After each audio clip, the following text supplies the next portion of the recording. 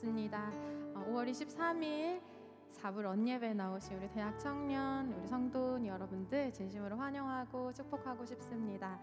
예배를 앞서서요, 몇 가지 전달사항 알려드리고 시작하도록 하겠습니다. 첫 번째, 착용하고 계신 마스크는 코와 입을 꼭 가려주시고요. 또 혹시 앉으신 자리에 흰 천이 뒤에 씌워져 있는지 다시 한번 체크 부탁드립니다. 그리고 세 번째로는 예배가 다 마치시고 나신 후에 퇴장하실 때 꼭 안내 목사님의 안내를 따라서 질서 있게 퇴장해 주시면 되겠습니다. 네, 오늘도 우리가 함께 찬양하고 또한 하나님의 은혜를 구하며 나아가는 이 시간 가운데에 하나님께서 역사하여 주실 것들을 기대함으로 나아가셨으면 좋겠습니다. 이 시간 불편하지 않으시다면요, 자리에서 함께 일어나셔서 우리의 은혜를 구하며 하나님께 찬양 올려드리며 우리 예배 올려드리도록 하겠습니다.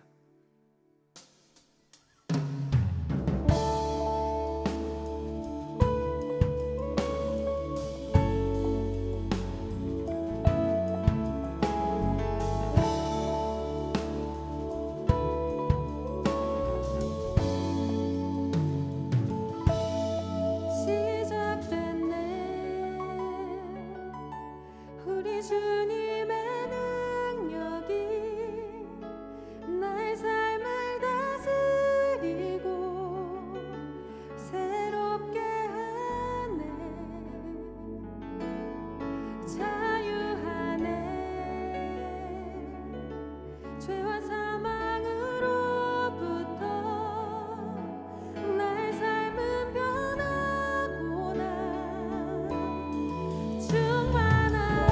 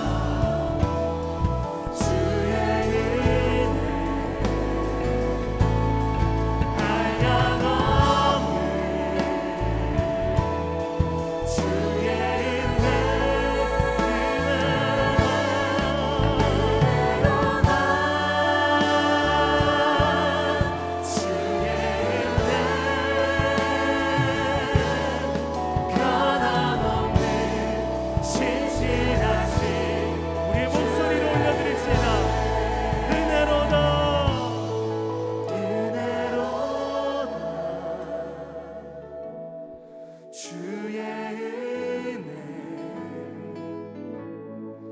한량없는 주의 은혜 은혜로다 주의 은혜 변함없는 신실하신 주님을 의지하며 나아갑니다. 은혜로다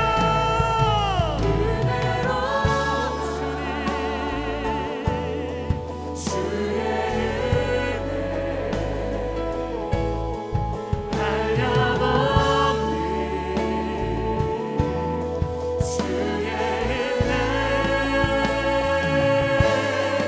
은혜로다 주의 은혜 변함없는 신실한 우리 마지막으로 한 번만 더 고백합시다. 은혜로다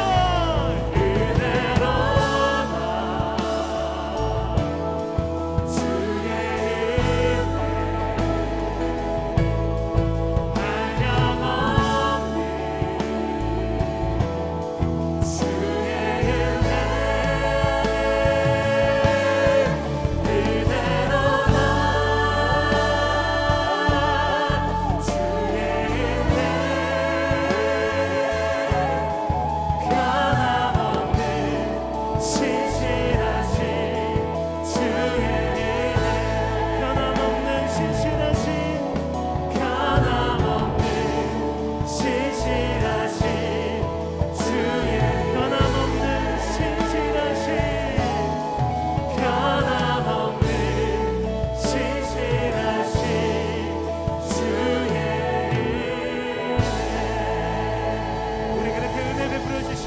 우리에게 역사하실 주님께 우리 영광과 감사와 존귀의 박수 이 시간 마음껏 올려드립시다.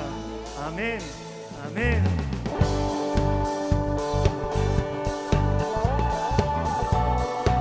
주님이 우리와 함께 하십니다. 주님이 우리와 동행하십니다.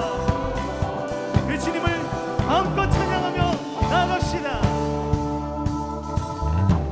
주 나와 함께 하시니 부족함 없네 그가 나를 이끄시니 주 따르네 의의 거리로 나를 인도하네 내 영혼 노래해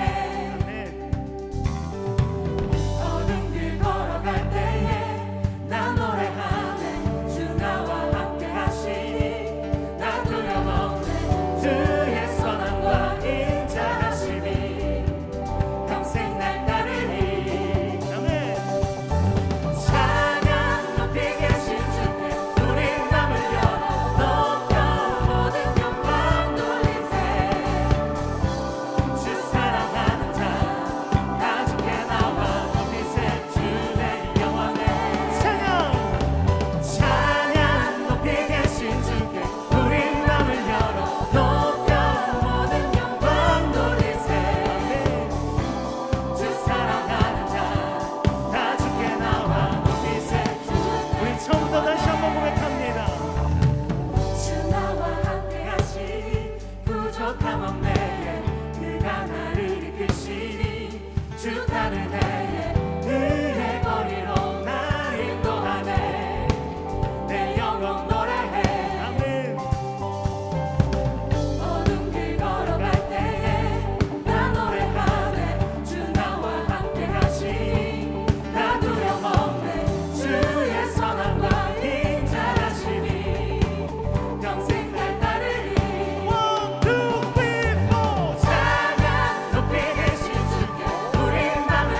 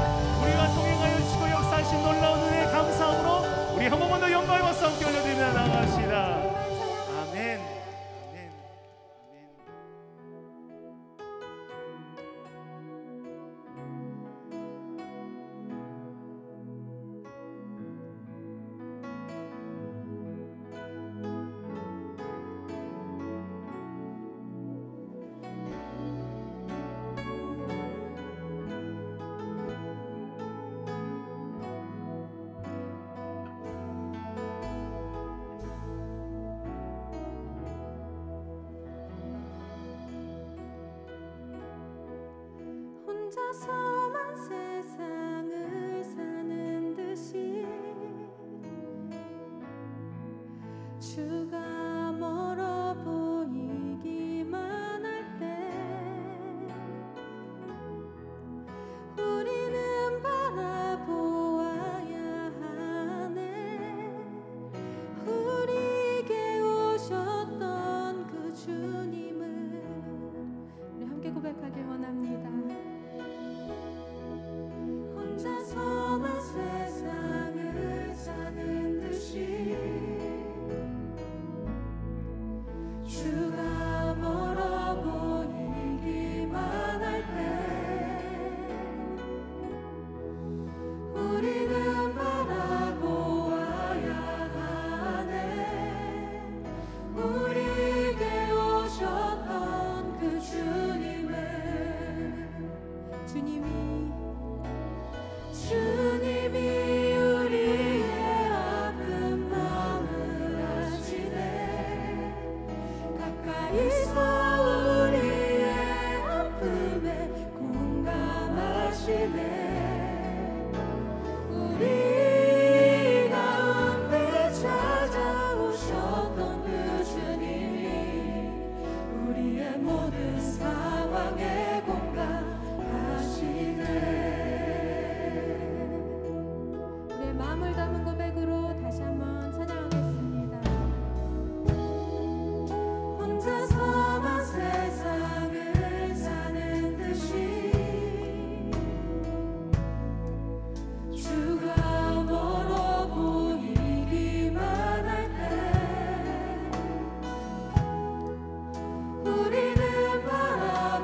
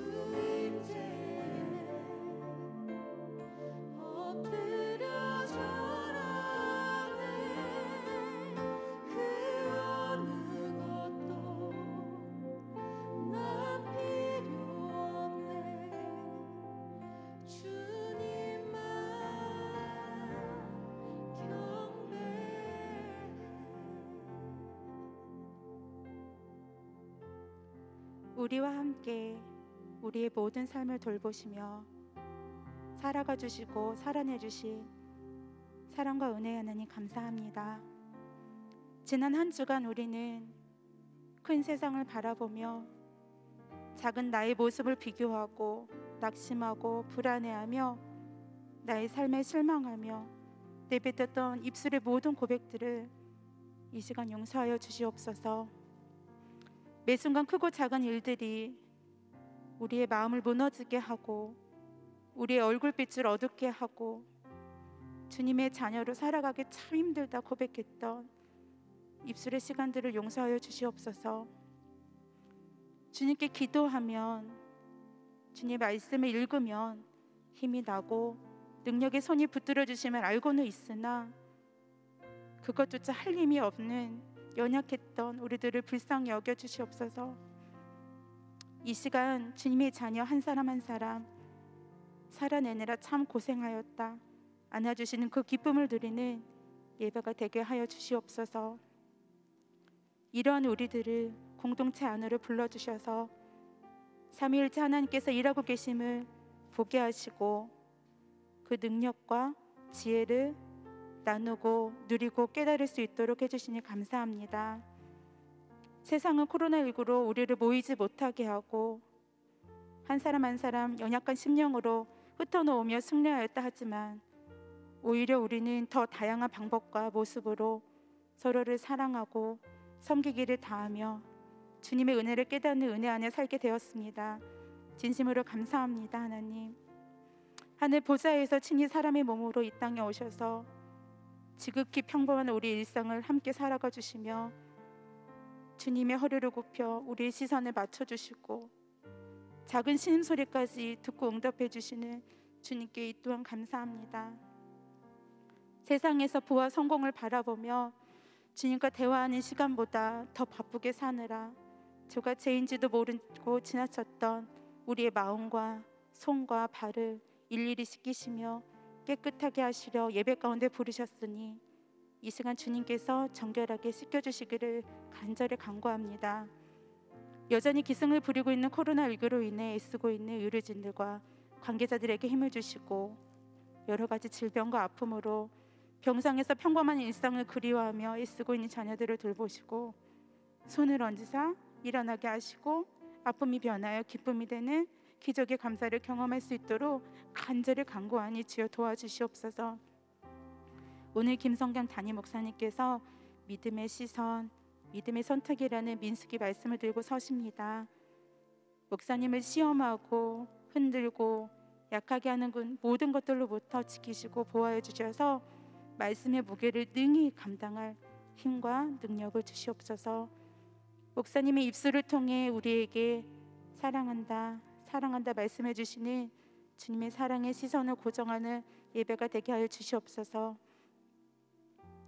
분주한 우리들의 마음을 모두 내려놓고 우리를 찾는 카톡, SNS도 다 내려놓고 주님께만 집중할 수 있도록 주여 도와주시옵소서. 오늘의 예배를 위해 준비하고 섬겨주셨던 모든 자녀들의 한 사람 한 사람 축복하여 주시고 기쁨과 감사가 넘치기를 소망합니다. 우리 모두를 예배하는 자로 부르셨으니 하나님, 아바 아버지 사랑합니다. 용서해 주세요. 감사합니다. 도와주세요. 고백하는 주의 자녀들을 꼭 안아주시고 위로해 주시는 축복을 허락하여 주시옵소서. 우리의 모든 기도를 들으시고 신실하게 응답하여 주실 것을 믿고 신뢰하며 예수 그리스도 이름으로 기도드립니다. 아멘.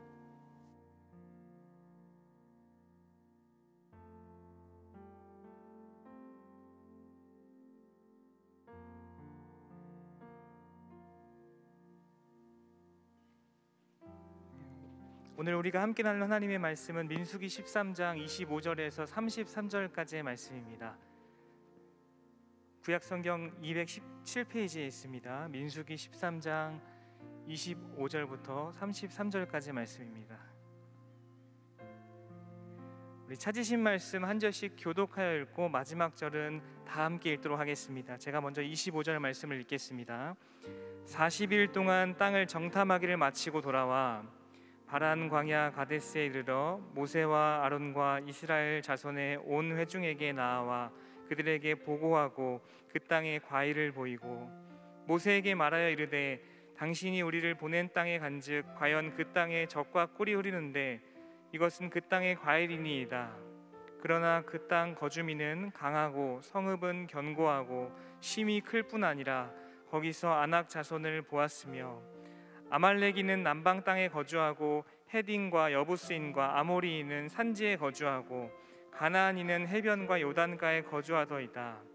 갈렙이 모세 앞에서 백성을 조용하게 하고 이르되 우리가 곧 올라가서 그 땅을 취하자 능히 이기리라 하나 그와 함께 올라갔던 사람들은 이르되 우리는 능히 올라가서 그 백성을 치지 못하리라. 그들은 우리보다 강하니라 하고 이스라엘 자손 앞에서 그 정탐한 땅을 악평하여 이르되 우리가 두루 다니며 정탐한 땅은 그 거주민을 삼키는 땅이요 거기서 본 모든 백성은 신장이 장대한 자들이며 함께 읽겠습니다.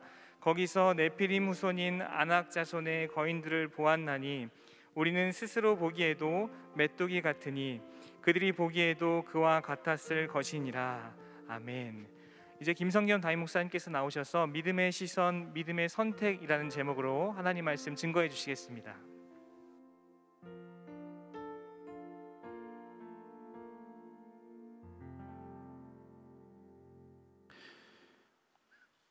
(5월 23일) 주일 예배 함께 하고 계시는 모든 성도님들 환영하고 축복합니다.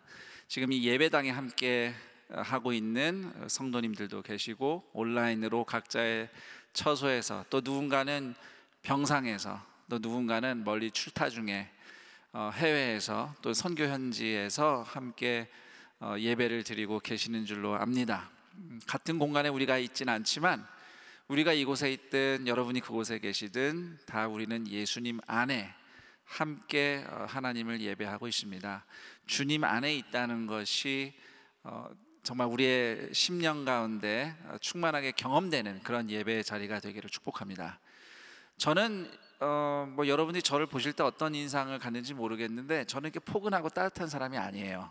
그래 보이죠? 예, 저는 그렇지 못하기 때문에 기도를 해도 이렇게 포근하고 따뜻하게 하는 분들이 참 부러워요. 저는 그게 안 돼요. 안 되는데 오늘 이렇게 대표 기도를 해주신 김은영 리더님의 이제 기도를 들으면서 참 포근하다. 여기 있는 모든 분들 저를 포함해서 다 이렇게 하나님이 끌어안으시는 것 같은 그런 감정을 좀 느꼈습니다. 그러면서 떠오르는 성경 구절이 있습니다. 제가 간혹 기회가 되면 인용하는 구절인데 이사야서 46장 4절 말씀이죠. 내가 지었은즉 너를 업을 것이요 품에 안고 구하여 내리라. 여러분의 인생 때때로 혼자 내동댕이 쳐진 것 같은 상황이겠지만 하나님은 그때 이사야를 통해 그 말씀하신 하나님이 여러분을 품에 안고 등에 업고 함께하고 계십니다. 그 사랑과 은혜가 다시 한번 새롭게 다가오는 오늘 이 예배의 시간이 되기를 축복합니다. 그림을 하나 보여드리면서 오늘 이야기를 시작하죠. 이스라엘 백성이 시내산 앞에서 십계명과 율법을 받으며 하나님과 언약을 맺었어요. 그래서 언약 백성이 됐죠.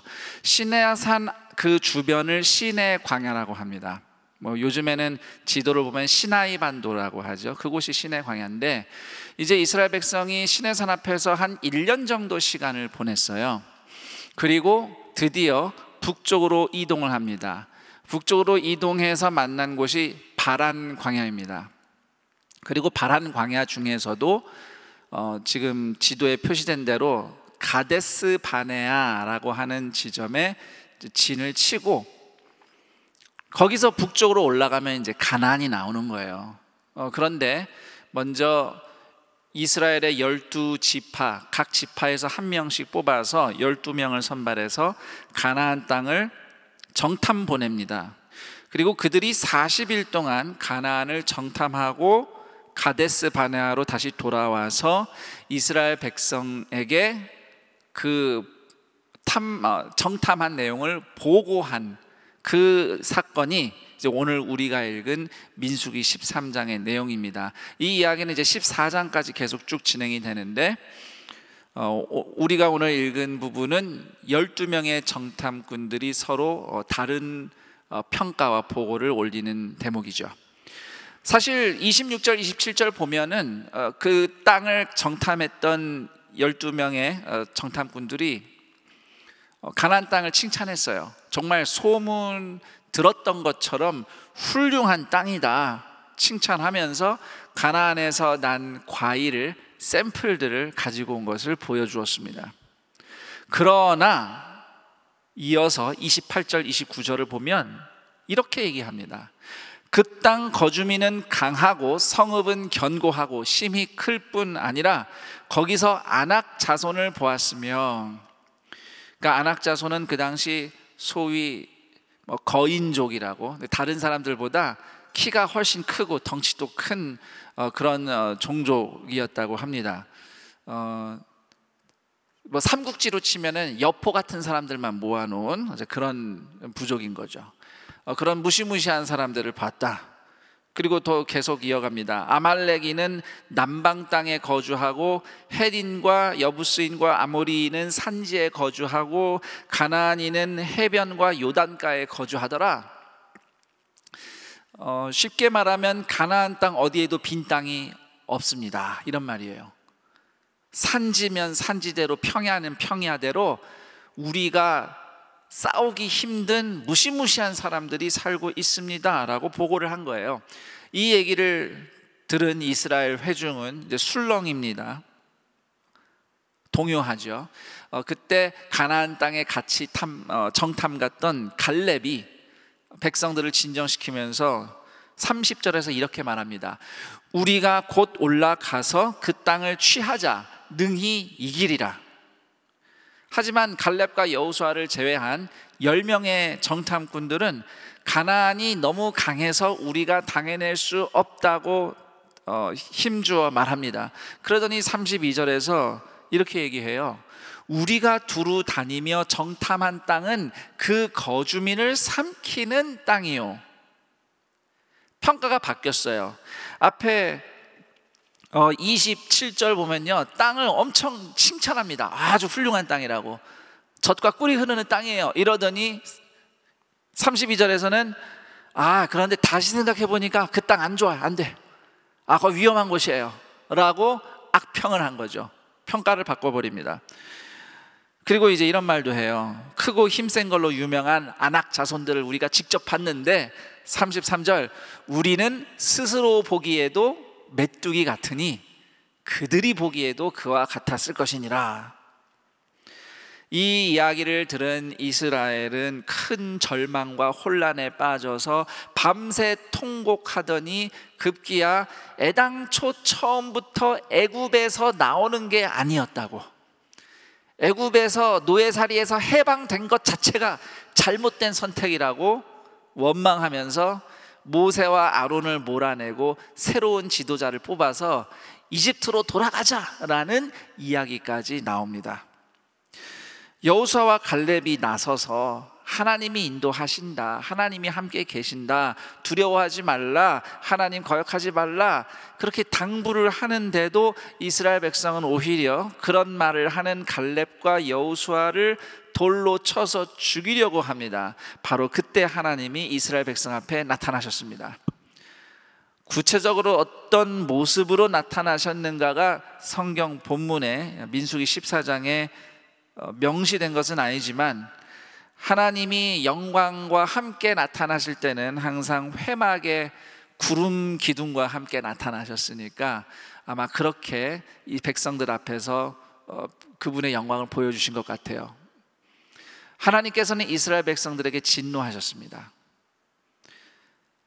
사실상 지도자를 바꾸고 애굽으로 돌아가자는 얘기는 하나님께 반역을 한 거나 마찬가지거든요. 그래서 하나님께서는 반역하는 이스라엘을 모조리 멸망시키시겠다고 선언하시죠.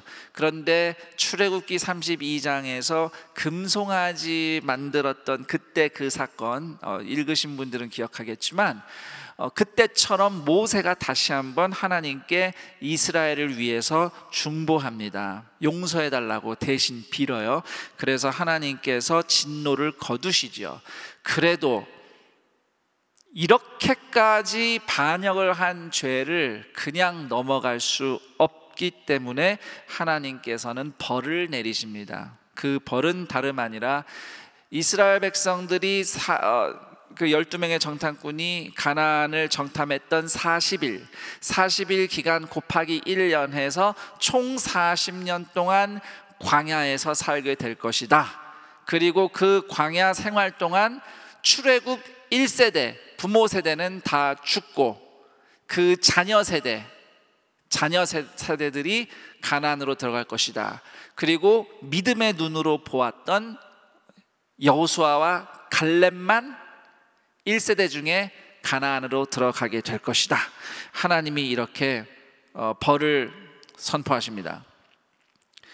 그때서야 이스라엘 백성들이 후회하면서 지금이라도 가나안으로 올라가겠다고 막 사람들을 모아서 진군을 하기 시작합니다. 모세는 지금 와서 뭐 가나안 치러 올라가겠다고 하면 그건 순종이 아니다. 오히려 또 불순종하는 거다. 올라가면 반드시 패배한다. 경고했지만 듣질 않습니다. 듣지 않고 올라가더니 결국 아말렉과 가나안 족속에게 크게 패배하고 돌아옵니다. 이스라엘이 뒤늦게 지금이라도 가나안 땅에 올라가겠다고 한 것은 뭐 여러분도 느끼시겠지만 이게 지금 회개가 아닙니다. 회개가 아니에요.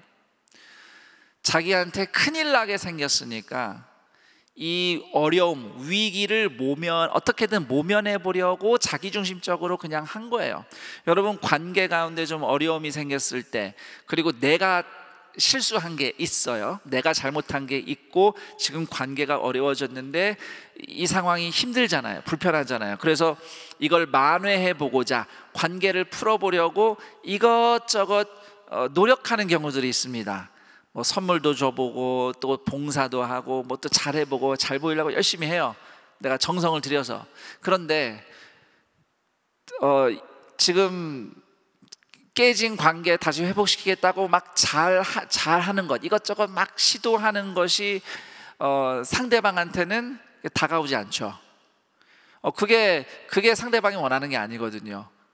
정말 자기 잘못이 뭔지 알고 뉘우치고 회개하고 용서를 구하고 근신하는 게 맞는 거지.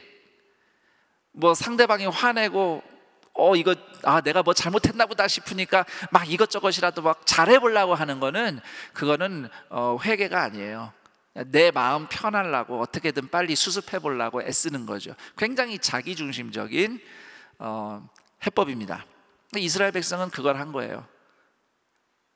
그러니까 안 통해요. 비록 가나안에 올라갔어도 이길 수가 없는 거죠.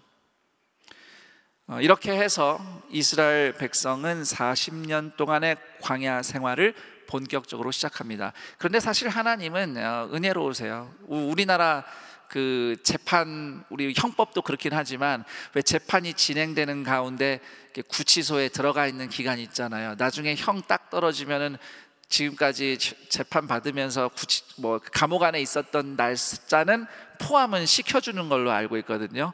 이스라엘 백성이 시내산 앞에서 이미 1년을 지냈어요. 그래서 40년 동안 광야에 있을 거야 했지만 지금까지 1년 지낸 건 쳐줄게 해서 앞으로 39년 더 광야에서 살게 됩니다. 오늘 이 유명한 가데스 바네아의 이스라엘의 반역, 12 정탐꾼 이야기, 여호수아 갈렙 이야기, 이 안에 여러 가지 이야기할 수 있는 주제가 참 많습니다만 이 12명의 정탐꾼의 시선, 그들이 무엇을 어떻게 보았는가, 이 시선을 중심으로 이야기를 해보겠습니다. 우선 가나안에서 절대 성공할 수 없다고 말했던 10명의 정탐꾼에 대해서 제가 두 가지로 설명을 드려볼게요. 우선 하나는 10명의 정탐꾼은 현실적으로 보고 말했습니다. 사실 그대로를, 현실을 잘 보고 말했어요. 가나안 땅이 어떤 땅인지, 뭐가 있는지, 누가 사는지 꾸며낸 건 없습니다. 그들이 본 것을 그대로 전했어요. 그게 다 사실이에요. 자, 그러나 눈에 보이는 현실은 그렇게 잘 보고를 했는데 하나님이 이스라엘과 함께 하신다는 현실은 쏙 빠뜨렸어요. 우선 현실을, 사실을 있는 그대로 보는 눈은 필요합니다. 믿음의 눈이라고 해서 사실을 왜곡하고 축소하고 작게 보는 것은 믿음의 눈이 아니에요. 있는 건 있는 대로 보는 겁니다. 그런데 종종 그 인간의 현실적인 눈, 사실을 본다고 하는 그 눈이 하나님이 함께 계신다는 사실을 빠뜨리는 경우가 많더라고요. 이걸 우리가 조심해야 되겠어요. 현실은, 사실은 직시해야 돼요. 그런데 하나님이 같이 계신다는 현실을 내가 못 보고 있을 수 있다는 걸 인정해야 됩니다. 자, 그리고 두 번째로 10명의 정탐꾼은 자기 수준으로 생각하고 판단했습니다. 33절에 보면 우리는 스스로 보기에도 메뚜기 같으니 그들이 보기에도 그와 같았을 것이니라. 잘 보세요. 앞에 그 가나안 족속들이 성읍이 견고하다, 아낙 자손들 키 크고 덩치 좋더라. 이건 다 팩트입니다. 사실이에요. 그렇죠? 이건 사실인데 33절에서 우리는 메뚜기 같다, 이거는 생각이에요. 구분이 되시죠? 사실대로 뭘 봤는데 생각은 자기 수준에서 하는 거예요. 자, 우리가 메뚜기 같다고 그러는 게 누가 보기에 그렇다고 했습니까? 33절에 보면 스스로 보기에, 스스로 보기에. 지금 이 12명의 정탐꾼들이 예를 들면 가나안에서 정탐하면서 가나안 사람들 만나서 우리 이스라엘 사람들인데 당신네들 보기에 우리가 어떻소? 메뚜기 같구만. 이렇게 대화를 했다는 뜻이 아니에요. 이런 대화는 일어나지도 않았습니다. 그냥 이스라엘 사람들이 스스로 생각한 거예요. 우리 메뚜기 같이 작다. 상대가 안 되겠는걸? 이스라엘 사람들이 스스로 그렇게 생각하고 저 사람들도 우리를 그렇게 볼 거야 라고 판단을 한 거예요. 이런 생각이 착각이었다는 것을 이제 40년 후에나 알게 됩니다. 여호수아서 2장에 이스라엘 정탐꾼들이 가나안의 여리고성에 잠입해서 민심을 확인해 보니 가나안 사람들은 사실 진작에 이스라엘이 출애굽했던 사건, 하나님이 그렇게 애굽을 쳐서 이스라엘 구원하셨다는 이야기를 듣고 계속 불안과 공포에 떨고 있었다는 것을 나중에서야 알게 됐어요. 우리는 종종 자기 수준으로 나 자신에 대해서, 남에 대해서, 세상에 대해서 판단을 내립니다. 나는 이렇게 생각하니까 저 사람도 그럴 거야 라는 착각 때문에 사람은 교만에 빠지기 쉽고 또는 반대로 공포와 절망에 빠지기도 쉽습니다. 혹시 여러분이 최근 동안 또는 지난 한 주간 어떤 두려움과 불안 또는 자만심을 느꼈는지 한번 되돌아보십시오.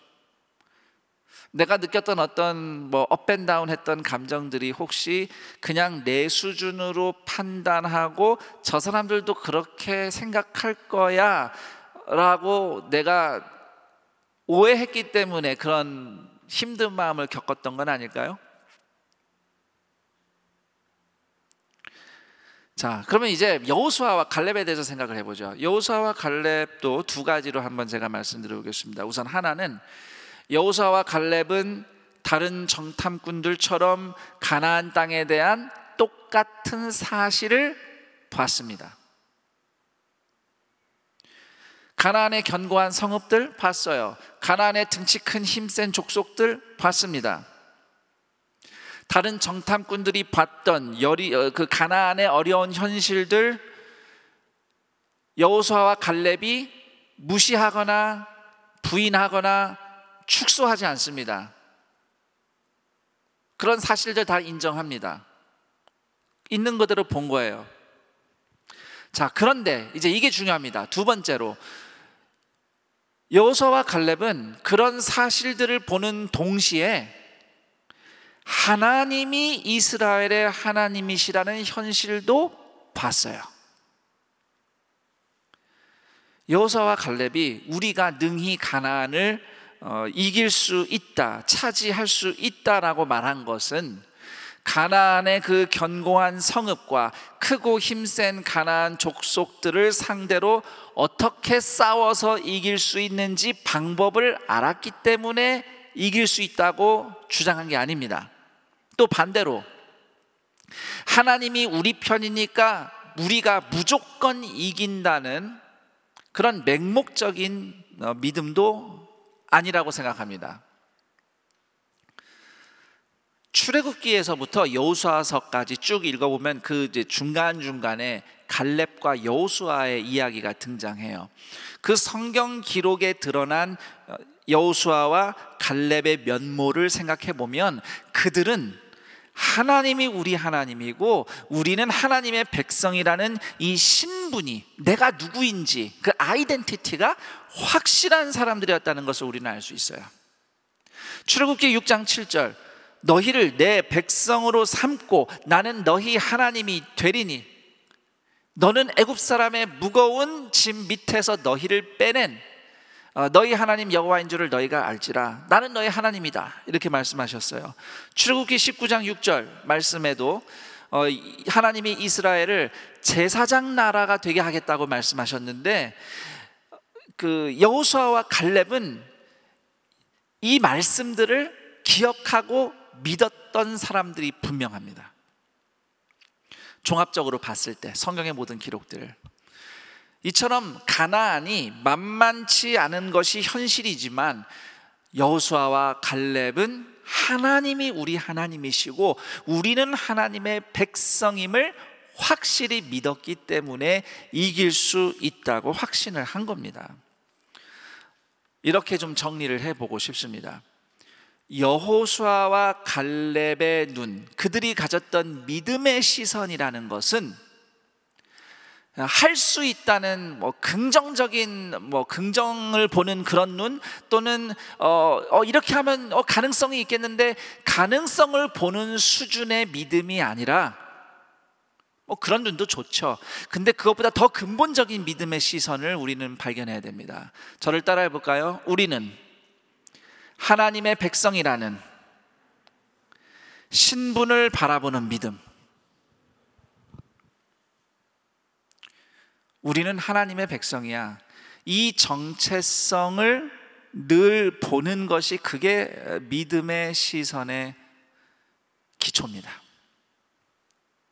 이쯤에서 이스라엘을 대하시는 하나님의 모습을 좀 생각해 봐야 되겠습니다.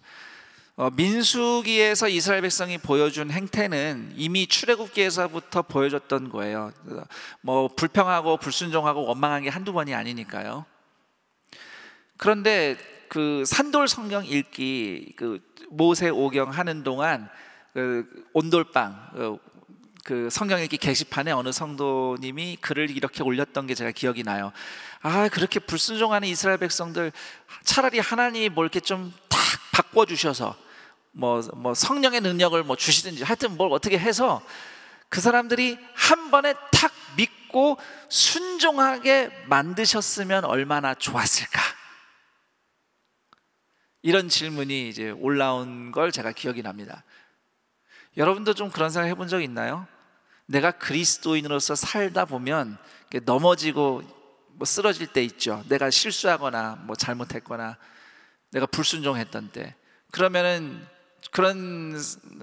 저도 그런 생각을 해본 것 같아요. 하나님 이왕이면 저 그냥 순종 좀 잘하게 해주시지. 나를 좀 어떻게 확 뒤집어가지고 그냥 불순종하지 않고 바로바로 믿음으로 살 수 있도록 나를 좀 이렇게 조종해 주시면 얼마나 좋을까? 그럼 내가 이런 후회에 막심한 일을 저지르지 않았을 텐데, 이런 생각이요. 여러분 어떻게 생각합니까? 광야 생활하는 동안 하나님은 늘 이스라엘 백성에게 선택의 기회를 주셨어요.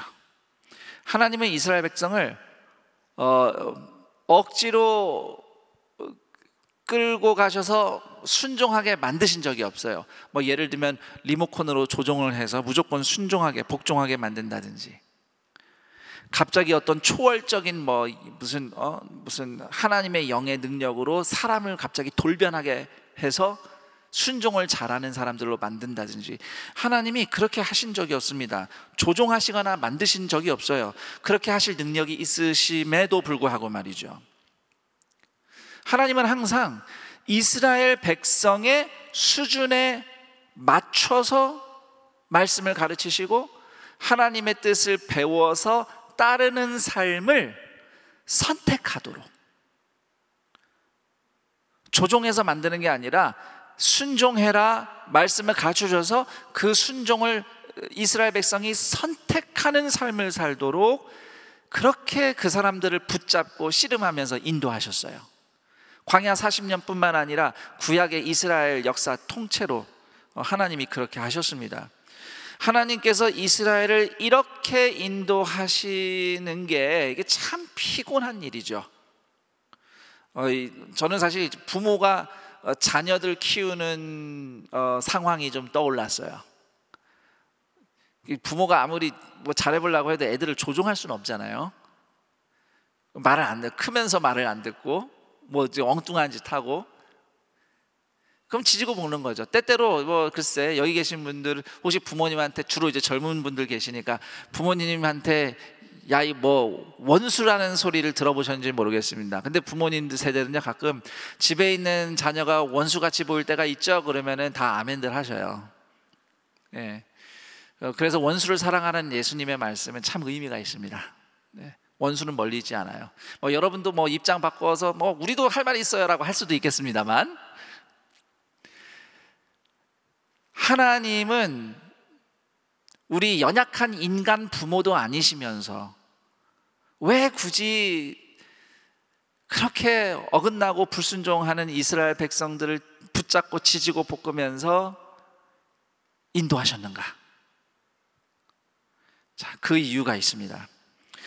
하나님은 이스라엘과, 저를 따라 볼까요? 인격적인 사랑의 언약 관계, 인격적인 사랑의 언약 관계를 맺으셨기 때문에 하나님이 그렇게 하셨어요. 출애굽기 20장 2절, 나는 너를 애굽 땅 종되었던 집에서 인도하여 낸 네 하나님 여호와니라. 6장 7절, 아까 읽어드린 말씀이죠. 너희를 내 백성으로 삼고 나는 너희의 하나님이 되리니. 이스라엘은 하나님의 로봇이나 또는 꼭두각시 인형이나 노예가 아니었습니다. 하나님이 불러내서 구원하신 자녀였어요. 하나님의 자녀.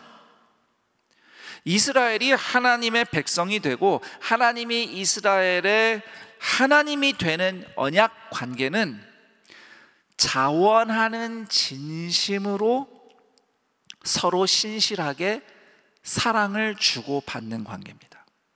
이게 언약 관계예요. 이것은 모든 사랑의 관계에 사실 적용이 되죠. 자원하는 진심으로 서로 신실한 거예요. 부부 사이도 그래야 하고요, 부모 자녀 가족이 그래야 하겠죠. 또 친구가 그런 관계죠. 그래서 하나님께서는 아무리 이스라엘이 불순종해서 속이 타시고 답답하고 화가 나셔도 하나님은 이스라엘을 항상 언약의 눈으로 보셨습니다. 원수처럼 보일 때가 있어도 항상 언약을 중심으로 이스라엘 백성을 보셨죠. 이스라엘은 언약 안에서 하나님의 자녀인 겁니다. 그래서 하나님께서는 계속 부모가 자녀를 대하듯이 인격적으로 말씀을 가르치시면서 하나님과 동행하는 삶을 억지로가 아니라 믿음과 진심으로, 기쁜 마음으로 선택하며 살도록 기회를 주시는 거예요. 이것이 이스라엘을 향한 하나님의 신실하심이자 인격적인 사랑입니다. 애당초 가나안에 12명 정탐꾼을 보낸 것도 사실은 하나님이 이스라엘 백성의 선택을 존중해서 허락해 주신 거예요. 민수기에는 모세가 명령을 내려서 12명이 떠난 걸로 되어 있지만 뒤에 신명기 1장부터 읽어보시면 원래는 하나님이 가나안으로 올라가라, 걱정하지 마라, 내가 함께 한다라고 말씀하셨는데 이스라엘 사람들이 하나님께 부탁을 한 거예요. 저희들 바로 돌려보내지 마시고 그래도 좀 정탐을 해서 어디에 뭐가 있는지, 이 성읍은 어떻고 저기는 어떤지 지형도 파악해서 작전을 잘 세우면 좋지 않겠습니까? 라고 하나님께 부탁을 해서 하나님이 허락하셔서 12명 정탐꾼이 간 거예요. 처음에는 갔다 오면 작전 잘 세우겠다고 하고 떠난 건데 돌아와서 말이 바뀌었어요. 가면 안 된대요. 그 땅 별거 아니래요. 이 과정마저도 사실은 하나님이 그들이 믿음으로 선택할 수 있도록 기회를 주시면서 밀당하시고 씨름하셨던 거예요. 그리고 결국 이스라엘은 불순종을 선택한 거죠. 가데스 바네아에서. 하지만 그때 광야에서 이스라엘 백성을 무슨 일이 있어도 하나님은 언약을 통해서 보셨어요. 언약 관계를 통해서 이스라엘을 대하셨어요. 그리고 바로 그 하나님이 오늘 여러분을 바라보십니다. 오직 예수님을 통해서 여러분을 바라보셔요. 세상은 눈에 보이는 현실을 기준으로 눈에 보이는 걸로 사람을 보고 판단합니다. 그래서 이것저것 따져서 당신은 잘 사는 사람, 당신은 못 사는 사람, 높은 사람, 낮은 사람, 성공한 사람, 실패한 사람, 이렇게 평가를 내립니다. 낙인을 찍기도 하죠. 그러나 하나님은 우리를 예수님의 십자가로 용서받고 거듭난 하나님의 자녀로 보십니다. 그게 하나님이 우리를 보시는 시선이에요. 오직 예수님의 십자가를 통해 보시는 거죠. 갈라디아서 3장 27절에서 29절 말씀, 누구든지 그리스도와 합하기 위하여 세례를 받은 자는 그리스도로 옷 입었느니라.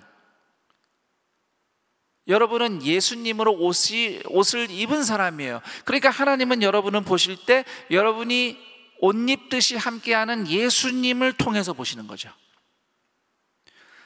갈라디아서 3장 28절, 너희는 유대인이나 헬라인이나 종이나 자유인이나 남자나 여자나 다 그리스도 예수 안에서 하나이니라. 너희가 그리스도의 것이면 곧 아브라함의 자손이요 약속대로 유업을 이을 자니라. 예수님을 구주로 믿으십니까? 그렇다면 나는 하나님의 자녀가 맞아요. 내가 지금 형편이 어떠하든지 나는 예수님이 친구라고 부른 예수님의 제자가 맞는 겁니다. 그 당시 정탐꾼들이 봤던, 도저히 당해낼 수 없을 것 같았던 가나안 족속 같은 인생의 현실이 내 눈앞에 있을 때, 그리고 그 앞에서 나는 참 작고 초라하고 무능한 것 같고 실패하는 것만 같을 때, 근데 이것이 나만의 생각인가 했는데 옆에서 누군가가 나를 정말 그렇게 잘 못 살고 있다고 말할지도 모르겠어요. 그런 상황에 있을 때 하나님은 오로지 한 가지 기준으로 나를 바라보십니다. 예수님의 십자가예요. 예수님의 십자가. 나는 예수님의 십자가를 통해 하나님의 자녀로 거듭난 사람 맞습니다. 나는 하나님 앞에서 예수님으로 옷 입은 사람이 맞아요.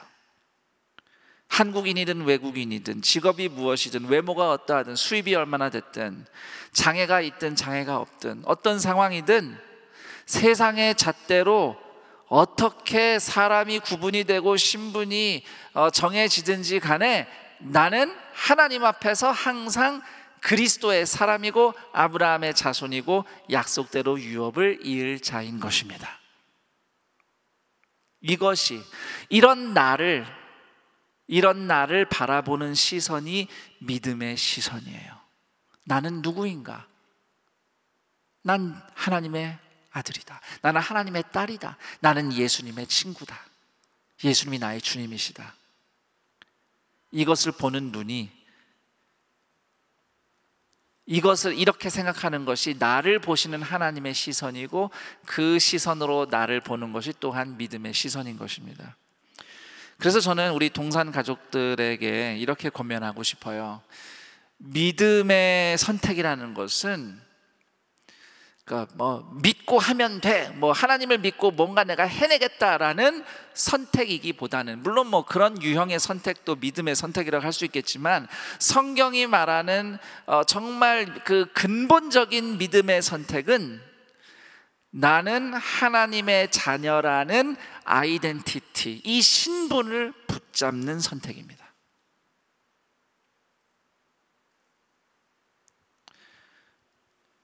오늘 나에게 무엇이 가나안의 견고한 성읍 같고 무시무시한 가나안 족속처럼 느껴집니까?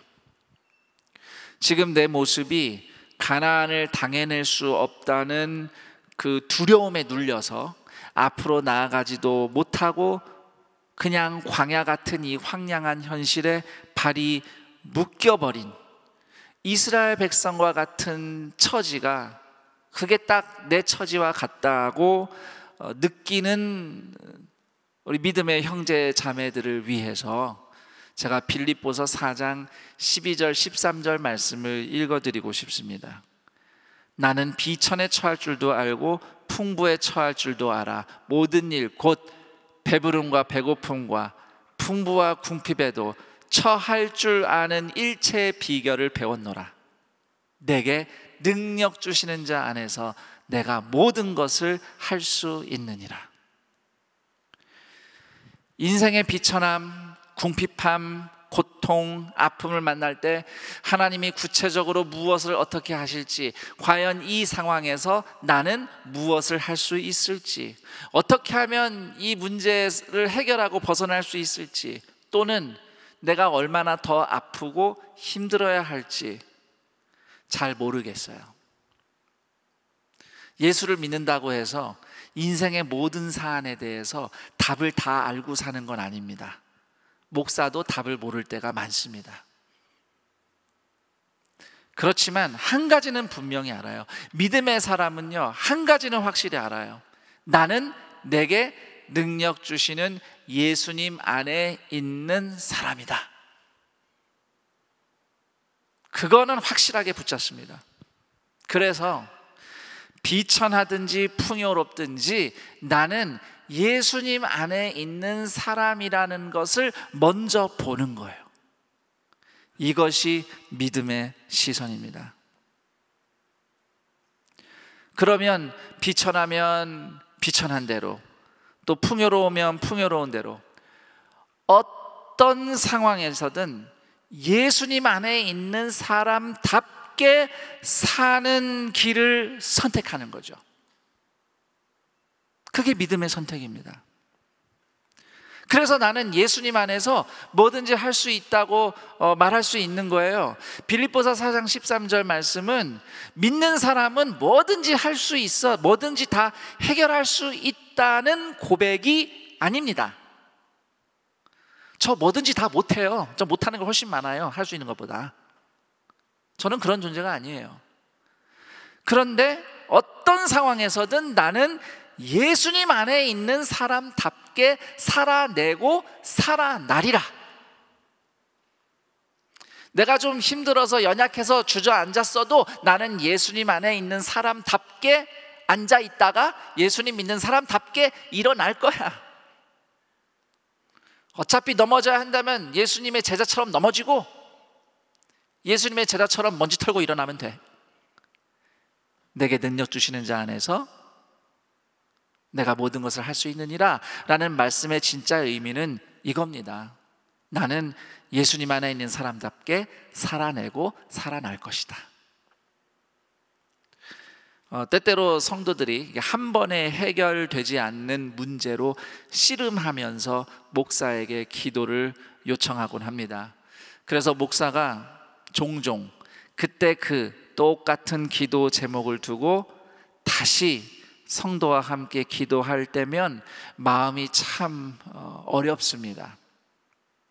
처음에 함께 기도했을 때 정말 간절히 진심으로 기도했는데 여전히 아파하는 성도를 보면 마음이 안타깝고 내 믿음과 능력이 부족한 것 같아서 미안하고 어떻게 위로를 해야 할지 모르겠고 뭐 하나님이 도와주실 거예요, 고쳐주실 거예요 라고 위로를 말을 하고 싶은데 그 위로의 말조차 너무 뻔한 위로여서 전혀 도움이 되지 않는 건 아닐까라고 해서 누군가 그 고충을 털어놓을 때 말이 여기까지 나왔다가 미처 못하는 경우도 있어요. 이렇게 위로하는 게 정말 위로가 될지 자신이 없을 때도 있죠. 그래도 다시 힘내어 기도하는 겁니다. 나을 때까지 하나님 응답하실 때까지 기도하자고 말하면서 오늘 다시 기도하는 거예요. 사실 저는 그 병이 또는 그 문제가 어떻게 언제 해결될지 장담할 수 없습니다. 제가 그걸 말해줄 수 있는 사람이 아니에요. 하지만 저는 분명히 한 가지는 믿고 기대합니다. 계속 힘들고 계속 아프지만 그래도 포기하지 않고 예수님의 이름을 의지해서 함께 기도하며 살아가는 여러분은 예수님 안에 있는 사람 맞습니다. 그리고 반드시 예수님 안에 있는 사람답게 완성될 겁니다. 믿음으로 살아내고 살아난다. 언젠가부터 제가 이렇게 말하기 시작했어요. 살아내고 살아난다. 살아난다고 하면 사실 능력과 기적이 먼저 떠올라요. 뭔가 하나님이 능력을 베푸셔서 막 바뀌는 거예요. 막 살아나는 거예요. 그것도 믿음의 열매는 맞아요. 능력과 기적으로 살아나는 것이 예수님 안에 있는 성도의 믿음의 경험이고 열매인 것 맞습니다. 그런데 당장 기적은 없어도 예수님을 주님으로 고백하며 살아내는 것도 믿음이에요. 늘 승리만 하고 늘 막 다 잘하는 것만 믿음이 아닙니다. 사실 믿음의 정수는 버티는 거에 있어요. 믿음은 버티는 겁니다. 그렇게 버티며 살아내는 것. 그게 하나님의 자녀가 하나님의 뜻을 이루어가는 삶의 방식입니다. 당장 기적은 없지만 믿음으로 버티며 살아내는 것, 또는 기적을 만나서 살아나는 것, 둘 다 하나님의 약속대로 완성되어가는 하나님의 자녀의 삶이라고 저는 확신합니다. 사람 눈에 두려운 가나안 족속 또는 가나안 성읍 앞에서도 믿음의 시선으로 흔들리지 않았던 갈렙과 여호수아는 비록 40년을 더 기다려야 했지만 마침내 하나님의 약속대로 가나안에서 기업을 받았습니다.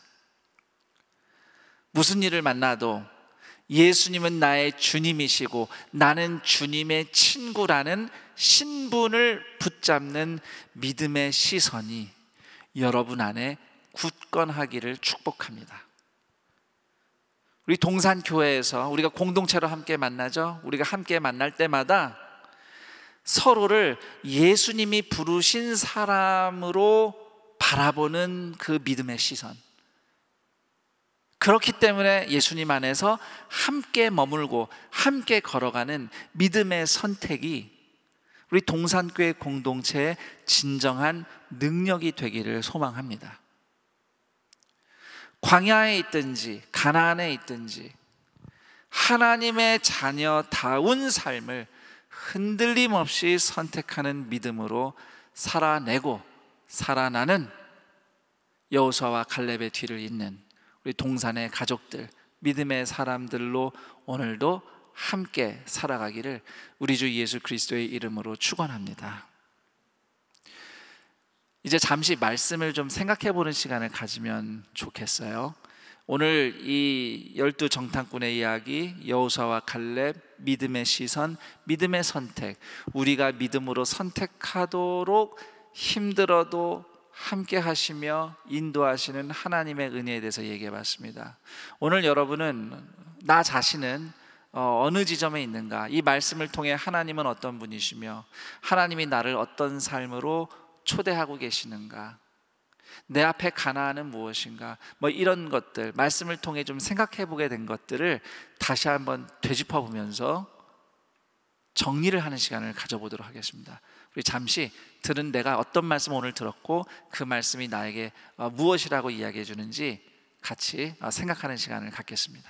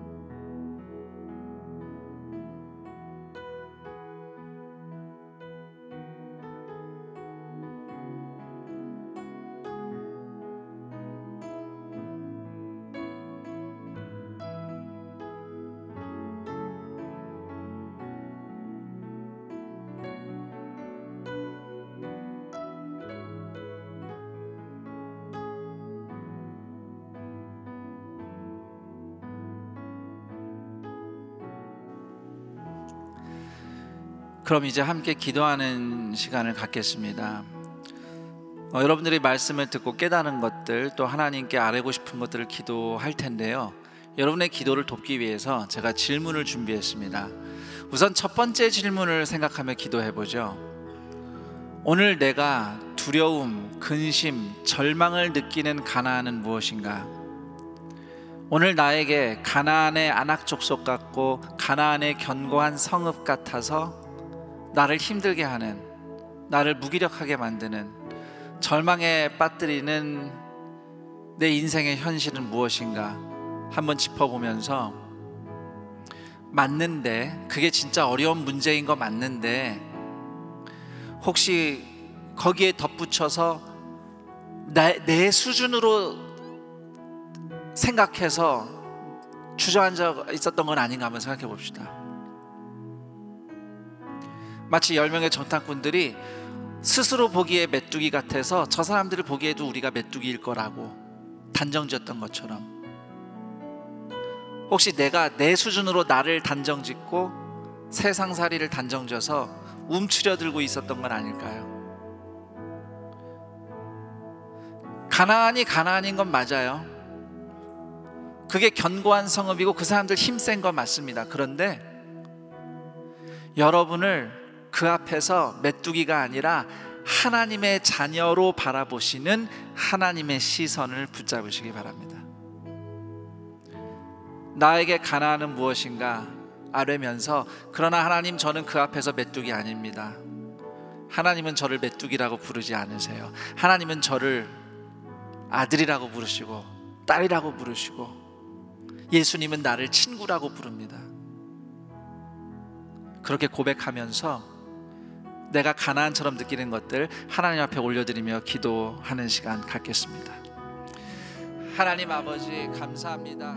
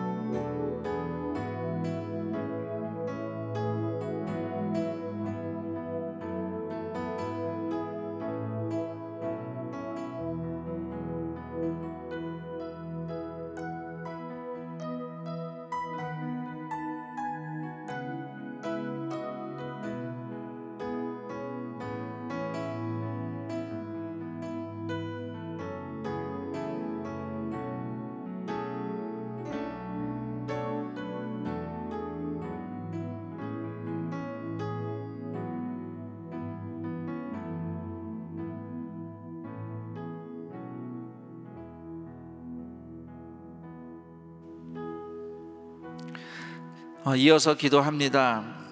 두 번째 질문은 나를 십자가 은혜로 덮어 자녀로 받으신 하나님의 은혜를 의지하여 선택할 일은 무엇인가? 내가 하나님의 자녀임을 믿기에 내가 선택할 것은 무엇인가? 라는 질문입니다. 때때로 문제를 해결하기 위한 선택을 할 수도 있고요, 성공하기 위한 선택을 할 수도 있고, 또는 불안을 극복하기 위한 어떤 선택을 할 수 있습니다. 다 필요한 선택들이에요. 그렇지만 정말 중요한 선택은 내가 예수님을 믿기 때문에 하는 선택이요, 내가 하나님의 자녀이기 때문에, 이미 예수님의 친구이기 때문에 내가 내릴 선택이 있는 겁니다. 그것은 무엇입니까? 현실을 축소하라는 뜻이 아닙니다. 여러분 눈에 보이는 사실을 과소평가하거나 무시하란 뜻이 아닙니다. 사실은 사실대로 직시하세요. 그런데 하나님도 여러분을 변함없이 하나님의 자녀로 바라보고 있다는 것도 잊지 마시기 바랍니다. 오늘 내가 겪은 일이 내 인생을 결정지을 수 없습니다. 내가 만나고 있는 고통이 내 인생을 결론지을 수 없어요. 여러분이 누구인가, 여러분의 인생이 무엇인가는 오직 예수님의 십자가로만 결정됩니다. 여러분은 이미 내게 능력 주시는 예수님 안에 있는 사람들이에요. 그렇다면 나는 오늘 예수님 안에 있는 사람으로서 무엇을 선택할 것인가? 이 질문을 가지고 하나님께서 주시는 마음으로 붙잡고, 나 그렇게 순종하고 싶다고, 나 믿는, 이번엔 내가 쓰러져야 된다면 나 예수님 믿는 사람답게 쓰러지겠습니다. 그리고 이제 일어날 거면 나 예수님 믿는 사람답게 일어나겠습니다. 지금은 발목이 아파서 좀 절뚝여야 된다면 나 예수님 믿는 사람답게 절뚝이겠습니다. 그런데 나 이제 뛸 수 있다면 나 예수님 믿는 사람처럼 뛰겠습니다.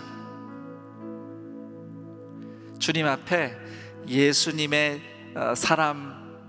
사람으로서의 믿음의 선택을 생각하고 기도하며 내게 그렇게 순종할 힘과 용기를, 믿음을 달라고, 기도하고요. 더불어서 옆에 누군가가 생각난다면, 그렇게 좀 위로가 되고 싶고 격려해주고 싶은 누군가가 있다면은 그 사람을 축복하면서 기도해도 좋습니다. 우리 다 함께 하나님의 자녀로서 선택할 길을 떠올리며 함께 기도하며 나가겠습니다. 하나님 아버지 감사합니다.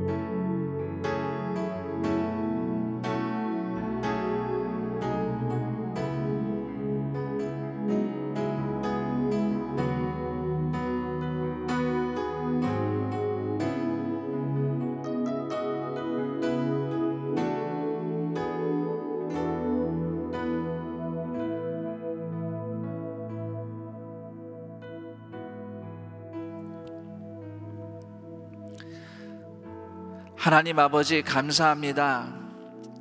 우리는 예수님 안에 있습니다. 세상에서야 이런저런 조건을 가지고 우리가 이런 정도의 사람이라고 평가를 내리겠지만, 우리는 오직 예수님의 십자가의 렌즈를 통해서 하나님이 우리를 보신다는 것을 다시 한번 말씀을 통해, 복음을 통해 확인합니다. 내게 능력 주시는 자 안에서 나는 모든 것을 할 수 있습니다. 나는 주님의 자녀로 살아갈 겁니다. 살다 보면 넘어질 때도 있고 비틀거릴 때도 있겠죠. 절뚝여야 할 때도 있고 천천히 가야 할 때도 있을 겁니다. 그러나 내가 천천히 가든 빨리 가든, 잠시 주저앉아 있든 일어나든, 똑바로 걷고 있든 아파서 절뚝거리든, 어떤 상황에서든 나는 내게 능력 주시는 예수님 안에 있는 사람답게, 하나님이 나를 보시는 그대로 하나님의 자녀답게 그 길을 갈 겁니다. 그렇게 믿음으로 결단합니다. 그 믿음의 시선이 오늘 우리를 한 걸음 한 걸음 믿음의 선택으로 인도할 때에, 그렇게 믿음으로 버티며 살아낸 것이 부활하신 예수님과 함께 살아나는 하나님의 자녀의 삶이 될 줄 믿사오니, 오늘 그 간절함으로, 그리고 다시 한번 누가 뭐래도 나는 하나님의 자녀라는 확신과 기쁨으로, 오 주님, 오늘 내가 예수님께 속한 사람답게 한 걸음 나아가게 하옵소서 라고 기도하며 순종하는 동산의 사람들을 하나님께서 한 사람 한 사람 붙잡으시며 함께하여 주옵소서. 그리고 서로를 바라볼 때, 특히 공동체에서, 예배 자리에서 서로를 바라볼 때 그렇게 예수님이 부르신 사람 맞다고 예수님의 시선으로 서로를 마주하고 환대하고 용납함으로써 우리가 함께 살아내고 살아나는 하나님의 사람들 되게 하옵소서. 그렇게 주님과 함께 하기를 간절히 원하는 마음으로 예물 드린 손길들 위에 오늘도 먹이시며 입히시고 돌보시는 하나님의 은혜가 갑절로 부어지게 하시고, 예물이 쓰이는 곳마다 하나님의 구원과 치유의 역사가 나타나게 하옵소서. 우리 주 예수 그리스도의 이름으로 기도드립니다. 아멘.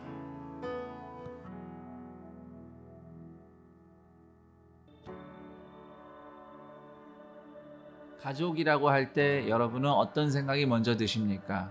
보통 가족은 꿈과 사랑, 소망 이런 것들을 떠올리게 하는 단어입니다. 하지만 많은 경우 우리의 현실은 가족이란 단어가 아픔, 슬픔, 고통을 연상시키고는 합니다. 기쁘고 행복하고 감사한 일들도 일어나지만 슬프고 원망스럽고 힘든 일들도 일어나는 곳이 가족입니다. 그런 우리의 가정을 향한 하나님의 뜻은 무엇일까요? 분명한 사실은 우리 가정의 어떠함보다 우리 가정을 향한 하나님의 사랑이 더욱 크다는 사실입니다. 지금은 이런저런 현실에 치여 사는 가정이지만 그곳에 하나님이 함께 계심을 믿습니다. 그래서 우리의 가정에 하나님의 함께하심과 인도하심을 발견하고 배울 수 있는 장을 준비했습니다. 여러 아픔과 고통과 문제들이 여전히 있지만 그럼에도 하나님이 우리의 가정과 어떻게 함께 하시는지 또 어디로 인도하시는지 우리를 어떻게 세워가시는지 배우고 경험하는 장으로 동산의 가족들을 초대합니다. 우리 가정과 함께 하시는 하나님의 임재와 사랑으로 성막처럼 세워지고 하나님의 영광과 사랑으로 충만한 산돌로 세워지는 가정을 경험하시기를 축복합니다.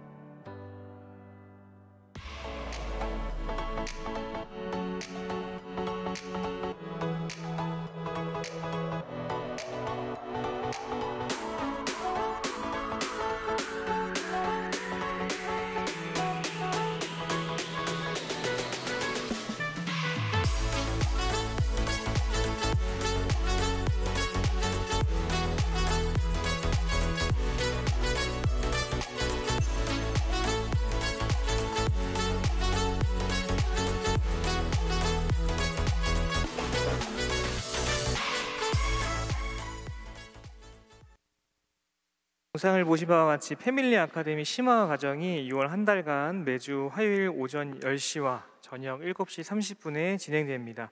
등록은 5월 30일까지 선착순이고요. 너무나 좋은 강사분들께서 너무나 좋은 강의로 준비하고 계십니다. 자세한 내용은 주보를 참고해 주시고 등록하셔서 함께 자라가는 하나님 기뻐하시는 가정 만들어 가시기를 축복합니다. 하나님의 사랑과 비전이 흘러가는 4부 런 예배 함께하고 계시는 우리 현장에서 그리고 온라인으로 함께 하시는 귀한 성도님들 주님의 이름으로 환영하고 축복합니다. 교회 소식을 전해드리겠습니다. 교회 소식은 교회 홈페이지를 참고해 주시기 바랍니다. 먼저 오늘 동산교회에 처음 오셨거나 그동안 예배를 드리셨지만 등록하기를 원하시는 분들은 이 예배를 마친 이후에 3층 뒤편에 준비된 새가족 데스크에 가셔서 교회와 등록에 대해서 안내 받으시기 바랍니다. 또한 온라인으로 예배하시는 분들은 지금 나가는 이 번호로 연락을 주시면 동일하게 교회와 등록에 대한 안내를 드리도록 하겠습니다. 오늘 동산에 가족으로 등록하시는 모든 성도님들 환영하는 마음으로 함께 박수로 환영하도록 할까요? 네, 잘 오셨습니다. 반갑습니다. 축복합니다. 감사합니다. 5월 16일 지난주일 사랑의 헌혈 결과를 전해드립니다. 총 146분이 자원하셔서 111명이 생명 나눔을 실천해 주셨습니다. 안내와 헌혈로 함께해 주셔서 감사드립니다. 산돌 성경 읽기 시즌 3번째 역사서가 계속해서 진행 중에 있습니다. 금주 산돌 성경 읽기 범위를 참고하시고 온돌방 홈페이지를 통해 더욱 풍성한 은혜를 누리고 나누시기를 축복합니다. 비전 프로젝트 4단계 디자인팀 플러스 홈페이지에 대한 안내를 드립니다. 디자인팀 플러스는 비전 프로젝트를 통해 선정한 5가지 도전 과제에 관해 다양한 사역을 제안하실 수 있도록 마련한 성도인들의 참여 마당입니다. 디자인팀 플러스 홈페이지는 6월 12일까지 운영되며 교회 홈페이지를 통해 접속하실 수 있습니다. 성도님들께서 게시되어 있는 내용을 보신 후에 댓글을 통해 교회의 다양한 사역들을 제안하시는 방식으로 참여해 주시면 됩니다. 교회를 사랑하는 모든 성도님들과 특히 여러 사정으로 비전 프로젝트의 4단계 디자인팀에 함께하지 못하신 성도님들의 많은 관심과 참여를 부탁드립니다. 3040 세대와 자녀 세대 세움 세미나 안내입니다. 이 세미나는 5월 27일 이번 주 목요일 오후 2시부터 6시까지 큰숲플랫 유튜브 채널을 통해 진행됩니다. 자세한 내용은 주보를 참고해 주시기 바랍니다. 큰숲 맑은 샘 6월호가 발행되었습니다. 매일 말씀 묵상을 통해 하나님께서 주시는 은혜를 누리시는 성도님들 되시기를 축복합니다. 우리 마지막으로 결혼 광고 드립니다. 돌아오는 토요일 아름다운 가정을 이루는 분들이 계십니다. 구본상 정연정 커플인데요. 혹시 오셨으면 자리에서 잠시 일어나 주시겠습니까? 구본상 정연정 커플. 네, 감사합니다. 우리 이분들 하나님 앞에서 아름다운 가정 이루어가도록 큰 박수로 함께 축복해 주시기를 바랍니다. 감사합니다. 우리 이제 다 함께 자리에서 일어나셔서 오늘 예배 가운데 말씀을 통하여 은혜 부어 주시는 하나님을 찬양하며 나아가겠습니다.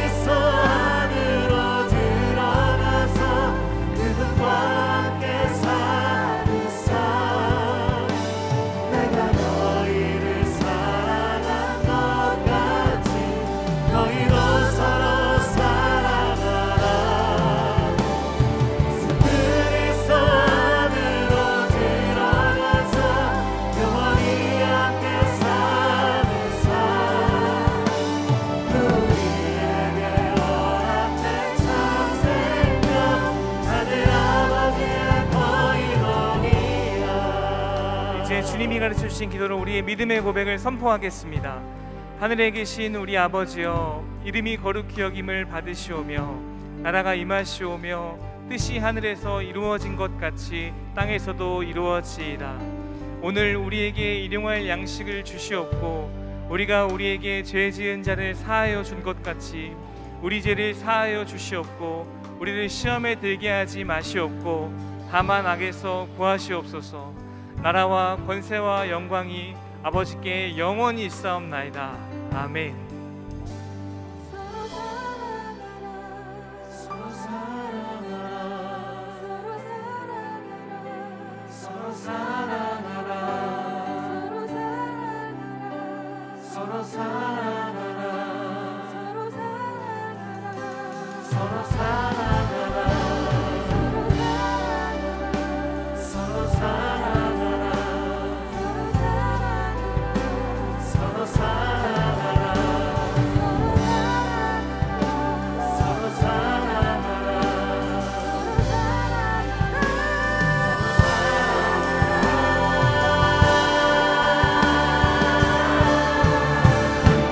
예수 그리스도 안으로 들어가서